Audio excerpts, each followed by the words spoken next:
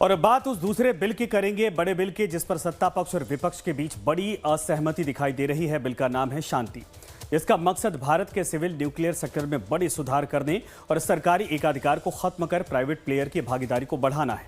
सबसे बड़े ब्रीफ में बिल के बारे में जान लीजिए। सबसे पहले, दरअसल इस बिल का नाम हिंदी के शांति शब्द से नहीं जुड़ा है, बल्कि ये अंग्रेजी के नाम का संक्षिप्त रूप है।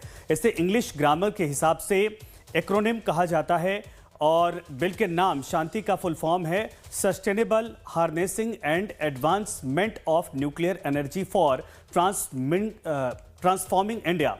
और इस बिल के कानून बन जाने पर 1962 और 2010 के पुराने कानून खत्म हो जाएंगे। उद्योग जगत और विदेशी साझेदार लंबे वक्त से इन दोनों कानूनों को परमाणु ऊर्जा में निवेश की राह में बड़ी रुकावट मानते हैं।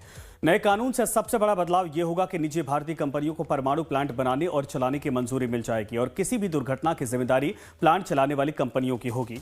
प्रधानमंत्री नरेंद्र मोदी ने भी बिल के पास होने पर गुरुवार को कहा था कि संसद में शांति बिल का पास होना भारत की तकनीकी के क्षेत्र में एक बहुत बड़ा बदलाव है। उन्होंने कहा कि इस बिल से देश में नई तकनीकी को बढ़ावा मिलेगा और निजी क्षेत्र के लिए कई नए अवसर खुलेंगे। मोदी जी ने यह भी कहा कि इससे युवाओं को रोजगार, स्टार्टअप के नए मौके मिलेंगे और भारत तकनीकी के क्षेत्र में और मजबूत होगा। साल 2047 तक 100 गीगावाट बिजली परमाणु ऊर्जा से पैदा करने की क्षमता हासिल करने का लक्ष्य है और इसी बड़े लक्ष्य के साथ शांति बिल को पास करवाया गया है। अब समझिए कि कानून का क्या मकसद है। न्यूक्लियर एनर्जी की हिस्सेदारी बढ़ाना, न्यूक्लियर एनर्जी में निजी कंपनियों को मौका देना, साथ में सरकार का नियंत्रण कम करना और परमाणु प्लांट की सुरक्षा को मजबूत करना है। दुर्घटना की स्थिति में जिम्मेदारी भी तय करना ये सरकार कोशिश कर रही है। अब तक ये काम मुख्य रूप से nuclear power corporation of India और दूसरी सरकारी कंपनियों के संयुक्त उपक्रमों तक सीमित थे, लेकिन इससे हालात बदलेंगे। विदेशी कंपनियों तक को आकर्षित किया जा सकेगा। भारत जैसे विशाल देश के लिए यह बहुत जरूरी है, क्योंकि सामरिक तौर पर हम भले ही परमाणु शक्ति संपन्न देश हैं, लेकिन परमाणु ऊर्जा के शांतिपूर्ण इस्तेमाल के मामले में फिलहाल काफी पीछे हैं।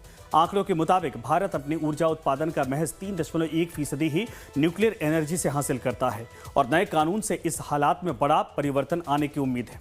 तो अब देखिए इससे क्या बदल जाएगा। भारत ग्रीन एनर्जी और न्यूक्लियर टेक्नोलॉजी में मजबूत बनेगा। देश में स्वच्छ ऊर्जा को बढ़ावा मिलेगा।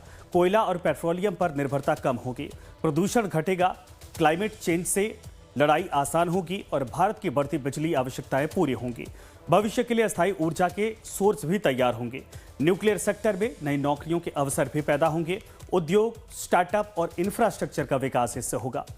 लेकिन इसमें विपक्ष जिस बात को लेकर विरोध जता रहा है, उसमें सबसे बड़ी बात है दुर्घटना होने के हालात पर।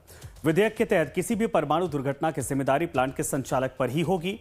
यह सीमा अंतर्राष्ट्रीय मुद्रा कोष की ओर से निर्धारित रकम के बराबर होगी। इसमें रिएक्टर के आकार के हिसाब से संचालकों को बीमा का फंड रखना होगा। इसकी राशि करीब 11 मिलियन से 330 मिलियन अमेरिकी डॉलर के बीच हो सकती है।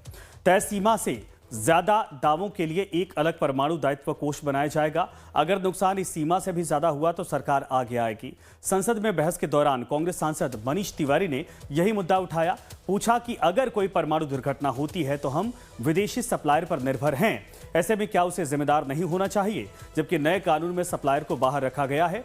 विधेयक में तय दायित्व सीमा के 41 करोड़ डॉलर होने पर भी मनीष तिवारी ने सवाल उठाए। उन्होंने कहा कि भोपाल गैस त्रासदी के लिए 15 साल बाद 47 करोड़ डॉलर मुआवजा तय हुआ था। उन्होंने दायित्व की राशि बढ़ाकर 10,000 करोड़ किए जाने की मांग की है।